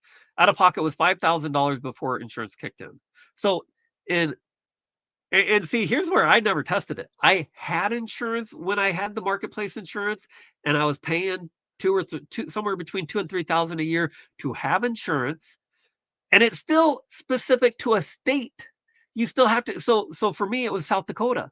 So if I got sick in Arizona, even though I had insurance, it doesn't do me any good. I gotta go back to South Dakota. So for nomads, it does you even less good, right? So and so I did. I think the only thing I ever used it for at that point, Dallas was all my medical expenses, my vet bills, right? She was where I spent all my money on medical care. Um, but for me, I would go to the doctor once a year when I was back in South Dakota. I can't just go to any doctor in Michigan when I'm staying up there, or Arizona when I'm staying up there. It's all local. Unless you have a national plan like Blue Health Blue Care, that's specifically a national plan, which I did when I worked for the government, and that was why, because I traveled. It's still tough for nomads, right? So then you're still paying for it out of pocket unless you're specifically figuring out where you can go for an emergency. Oh, the joys of healthcare in the US. But and what Wade is saying is it was $5,000 ACA out of pocket was $5,000 before insurance kicked in. So before he got any care, he was still paying $5,000. I don't know if that's subsidized or not. So are you paying for the insurance and then you still had to spend 5,000? You have to in every state is different. So that could be a high expense state compared, especially my experience in South Dakota. Um, but yeah, there's deductibles to all of it, co-pays to all of it. It's so I don't know why it's got to be so complicated, but what is this? A bit, I missed something. Kyle, if I was you, I'd call and ask guidelines for assistance, and also hospitals also have programs to help with the without insurance. They do most of the time. Okay, so I will give you a little background on that from my experience again. So I've broken both my ankles. A little different than hernia surgery. My first ankle I broke, my right side, in college. I didn't have insurance. I'd quit. I had insurance for a bit when in college through Pizza Hut, but when I bartended, I didn't. So they said you should put a rod in your leg. And then I started doing, and I agreed, okay, fine. The surgeon's telling me I need a rod in my leg, I guess. And I told them, and then I got sick and it got delayed. And when it got delayed, I started doing more research of what is this actually going to cost me? Because then I was off the pain medicine and everything. And luckily, I realized I can't afford that. I've got all this college debt. I've got no insurance. And before I start my job, now I'm going to add on $25,000 of debt on top of what I was already burdened with. I chose not to have the surgery and cast it against the surgeon's recommendation. The surgeon said, I can guarantee it'll be fixed if we do the surgery. I'm worried it could be fixed if we just cast it and the cast holds it in place properly. But if it doesn't, then this one little part's going to blah, blah, blah, blah, and you might have problems. And so I took the risk because of the cost. Again, I was in the best position to make that decision with the information from the doctor, but I also know my financial situation more than anybody, right? So I chose not to. And I forget the point of where I was going, but my second one, I think there's a comment that will remind me. My second one, I had insurance, and of course that one was both broken, dislocated, and shattered. There was no question I was going to have a surgery no matter what. Luckily, I had insurance at that point. But yeah, they're. Let me try if I can remember. Okay, so back to my point that I was trying to make. When I had that first one, I still had. Oh no, no, no! Sorry, I went down a complete rabbit hole that wasn't necessary. After the broken ankle, I had another hernia, and it was popping through. And at the time, even though I had a job coming up that was going to have insurance, it was now a pre-existing condition, so it still wouldn't have been covered, right? And so now I'm a kid just out of college, a month out of college that needs a hernia surgery, not making income yet. And so they did this whole thing that Angie's talking about. Okay, well, we can talk about your finances and we can work something out where you can have it and maybe pay what you can type of thing. But because a hernia, until it's an emergency, is still considered an elective surgery, they would not do it unless you came up with 3,000 to begin with. So guess where all of my graduation money went? Was just to get me in the door and get the surgery done. And then after, you still owe on top of that. And what they did waive some of it. They will basically ask for all of your financial information, and they will say you can afford this much a month, and you will pay for it. And they'll only make you pay for a year or two after. That's my experience with that. They will not do a hernia surgery because unless it's considered an emergency and has to be taken care of right away, unless you come up with the down payment, basically, which I assume covers their costs, and then they're going to get what they can afterwards, right? So they're still not losing money. Okay. Hey, we got Debbie in the house. I talked long enough that Debbie saw that we were live. How's it going, Debbie? We're doing these every Sunday. Around what time? It's four my time, Saskatchewan time, but 5 Central. Every Sunday, at least for a while. We're having fun with them. Um, that get me. He's getting me off on another topic. Wade, we can talk left and right. I love Wade is a very smart guy. I was actually reading something on this today. Yes, the AI stocks are what are propping that up, and of course that's you guys have heard me before. I believe that's going to be a bubble. I don't know when it will happen. I suspect it'll be within the next 2 years. That doesn't mean all the AI companies crash. The big ones probably will devalue but be fine. But all these small companies that want to start AI companies because they can slap AI on it, they're all going to go to the wayside. Just like the internet bubble, right? You had the winners and the losers, and you had these small companies that they had investors that were piling in cash, and all that money just went away. Even big companies, like my mom was working for a company at the time, stock value was at like 90 before the bubble burst. And it continued to remain in business for years and years and years, and eventually I think got acquired or something years and years later. But the stock was only worth somewhere between $5 and $10. So even though the company still survived, the if you were invested in that company, so even though it was a winner, if you will, because it survived, if you were investing in that, it was still if you were not the Amazons, um, we think of the AOL. Remember AOL? They got bought eventually, so it's not like they lost. They sold Yahoo. Well, Yahoo's still around. I still watch Yahoo because it's a very good finance. If you're into finance, it's a very good. I consider it relatively non-biased. Um, Business focused. If you go to yahoo.com/finance or whatever, I think that's why Yahoo is still their finance stuff is why they are still around today. But yeah, Yahoo, Excite, those big ones, Excite, I think still might be around. Probably got bought out, but yeah, some of those you don't hear about them anymore. Um, but yeah, I was reading an article today that now there are some assumptions and estimates made, and it was somebody from Harvard, that if you back out all of the data center builds in the US this year, the GDP has only gone up in the first half only 0.1. Part of that is the calculation and calculating the GDP and the exports and the imports, which got thrown out of whack in April with all the tariff stuff. So then you had the one quarter that showed basically a contraction of the GDP. So I don't know how all that balances out into that, but I think the GDP is temporarily getting a bit boost from all those data centers, and with all the data centers, then you got power plants, right? Eventually, that's all going to sort out to probably a lower valuation than what they're at. Some might go up. I don't know. I know everybody loves talking about Tesla.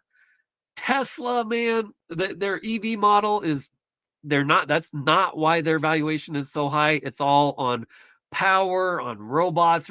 Musk is talking about a robot army. I want my $1 trillion pay package because I'm building a robot. If you listen to his conference calls, he talks about robot armies and why his pay package needs to be a certain amount. It needs to be a certain amount, but not less than a certain amount, all while talking about robot armies. It's kind of scary and all kind of intriguing all at the same time. But yes, I think we will see a lot of both the GDP will take a hit. Well, the GDP, I don't know. The GDP, I don't know if it'll take a hit, but the stock market certainly will. And now you got me off travel altogether, right? Alan says pre-hernia advice, a patient perspective. It came up a year ago. Gosh, I'm missing something again. Let me scroll up because I think I asked you to say something, and now I've okay. Your last comment was, didn't you do this last year? Sorry, give me 1 second. I just want to combine these so I know what I'm responding to. Pre-hernia advice, patient perspective. It came up a year ago. So my hernia, if we're talking about mine, came up this summer, so it wasn't a year ago. But I have had videos on YouTube. Maybe that's what we're talking about. So when I first started my YouTube channel, I made a terrible video of me talking to the camera for 18 minutes. I didn't know how to edit yet. I didn't know how to cut it down. I just launched it because I was looking for what can I talk and provide value. It sat and did nothing for 2 or 3 years, and then all of a sudden it took off, and it got me all the hours I needed for a couple of years, and now it's slowly dying. I think that might be what you're talking about. I'm not real sure.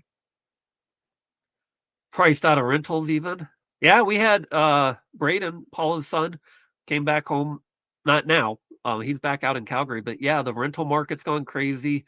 Uh, that's why a lot of people are living in RVs now. Unfortunately, it's the not by choice side, and now you see all these rental camps that you see on the news and everybody talks badly about, and I've lived with a lot of those, not those people particularly, but they're actually good people figuring out how to get by. And luckily, they do put some of the, when they go talk to some of those camps, I do see a lot of the ones that kinda hold the camps together, keep people cleaning things up, and talk about that, like, "This will be shut down if we can't keep things clean on this street," that type of thing. My grandma, where my mom was living for a while before my grandma passed away, down at the end of the block, there was by the highway, there was a strip of grass, kinda like a park. I never did go down there, but apparently there were all those spots were full with RVs and stuff. That's down in the Southern California part. I will drag you into politics. It all really ties together. Yeah, you know what? It does. It all does, and it's all in the news right now. I am probably I tr- I try to find a balance in talking about it and not being shy about it, but not also being open to alternative perspectives. And I still firmly believe I am relatively in the middle, which I think with how polarized polarized it all is right now. It's kind of funny. Like the people on the far left and the people on the far right almost hate people in the middle more than the other side because they're like, well, you're not helping us. You need to, that type of thing. Maybe that's just in Congress, but I don't know. At least in business and in my business and whatnot, I don't know. It's you got to bite your tongue a little bit here and there, but as long here's where I don't mind about talking about it. I don't mind talking about specific ideas. If we're talking about healthcare, you got to be able to talk about it. You got to be able to talk about, the changes over time and the impacts and how you can navigate it and manage it. And yeah, Debbie, I fell this year, shattered my femur, was grateful, still employed with healthcare. Oh my goodness. I didn't know. I did not hear about that, Debbie. Are you doing better now this year? So shattered my femur. You must have been laid up in bed for months.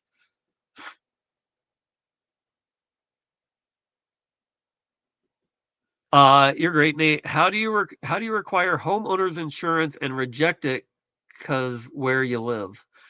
You know, I don't know of a state, and tell me if I'm wrong. Maybe Michigan is different, where they actually you're legally required to have homeowners insurance. Where your requirement for homeowners insurance comes, and this is where the government and politicians love to scapegoat banks.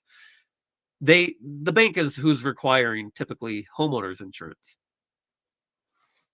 So if you need a loan to get your house, you feel like you need homeowners insurance. Well, you do to get the loan.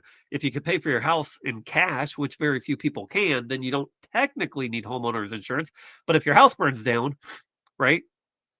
And now you get into the tricky part, like down in Florida, where you legally you have signed a contract to have homeowners insurance with your bank. You're not, most people aren't in the position to pay their bank off unless they go to another bank and get a loan who's going to have the same requirements.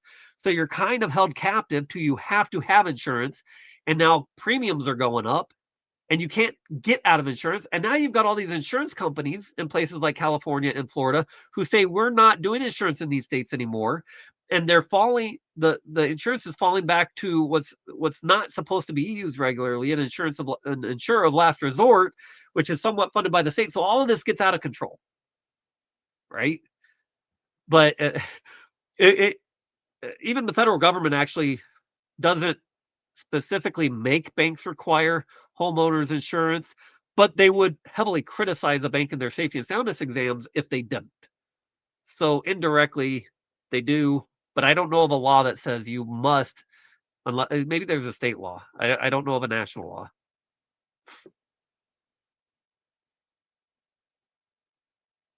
Education has a crowd, yeah. Well, we had a little bit more, few more in here earlier, but um, 7 months ago today. Oh my goodness.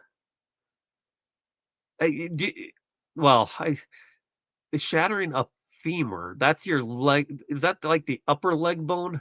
I think. And to shatter anything, I'm guessing you've got rods holding stuff together, and I wonder how long you couldn't walk for. Can you walk now? I want to know two things, Debbie. First of all, I hope you're feeling better now. Um, how long couldn't you walk? And then if how long from the beginning, I guess, till they say you're fully recovered. Although if you shatter a femur, I don't know if you're ever quite the same, but till you're through physical therapy and all of that. Spitting facts. Uh, oh yeah, let's. We didn't even have good enough kayaks to go to that little island or out on Lake Michigan. You guys had like little dingy kayaks. You ain't going to Philippines on that. Let's not forget we got to power the kayaks too. Now, if we had Kyle's boat driving alongside of us, giving us breaks, although I don't know how he'd fill up on gas, and I don't know if it's ocean uh, worthy a speedboat. Hey, I've got one. You know, I'd probably cost you more to ship over there. It's supposed to be good enough for the ocean. Yeah, 5,000 deductible, cost of insurance not included. So by the time you actually got any coverage, you're probably over $10,000 out of pocket already. At which point you may as well go pay for your hernia and surgery, and not unless you think there's multiple things or you need medication and whatnot. That is true. My problem was life or death. I missed something in there. I feel I want to scroll back up, but I'm gonna close it. I'm almost 2 hours in here talking, and I usually lose energy at hour and a half, guys. And I still never pulled up what I was going to. Okay, I'm just gonna rechat real quick, then we're gonna start closing this thing down, guys. When you make a trip to Michigan, you know what? I don't know. We're gonna have to see how this next year goes with the business. The business is going to take time to start. It's such a complicated business, and getting trust with banks and IT security and all of that.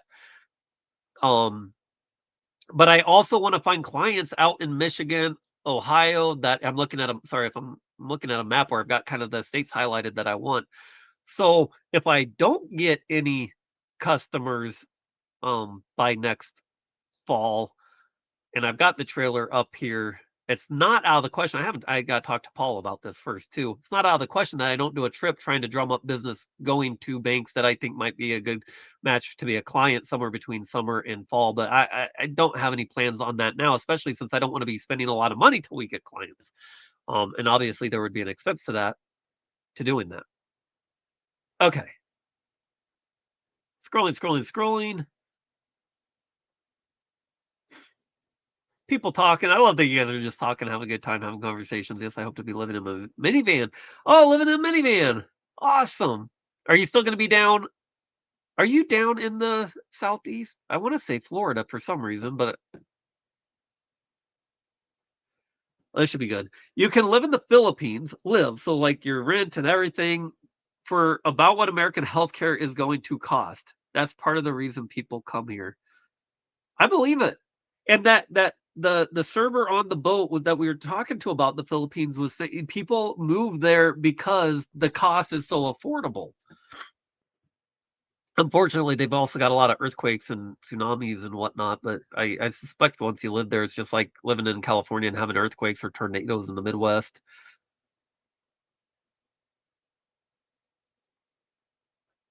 Oh, you're good. I'm missing a lot of conversation too, so I'm probably hitting half. And you guys know me. I go on whatever tangent my brain goes. Oh, let's go there, and off I go. The bank require insurance to cover their investment in the home, just like a car loan. Yeah. The one insurance that the federal government does make the banks do, and this is where the politicians like to scapegoat banks. So flood insurance, which is really expensive. If you live in a flood zone, and those are changing very quickly. Um, so it's even worse when you buy a property that's not in a flood zone and then it gets moved into a flood zone, and all of a sudden you have a very expensive insurance that you will not get out of paying. I feel terrible for people like that. The reason why we're in the situation with flood insurance the way it is, so for all those years, FEMA, was paying out, and there are a lot of people in Florida with condos and everything that they're living in flood zones, and they were just paying out. People were almost using the system, right? They're living in a flood area in coastal zones. Their nice place gets flooded. Oh, big shock. They knew that was going to happen. And then FEMA has to come in and bail them out. And so that's everybody else paying for somebody that's wealthy on the beach, right? So then they come and say, well, FEMA's going broke because we can't afford to pay all this stuff out. So rather than something that says, hey, dummies, quit building places in flood prone places, they say, okay, we're going to force banks to force people to buy flood insurance. The government does not require you to buy flood insurance, but they require banks to require you to buy flood insurance if you're in those places. So politicians will scapegoat the banks because everybody loves to hate banks. And sometimes rightfully so. A lot of times I think they get a bad rap. But yeah, it's the politicians requiring the banks to do that. Of course, I was a regulator that was enforcing that on the banks, and all that. So I've seen it behind the scenes.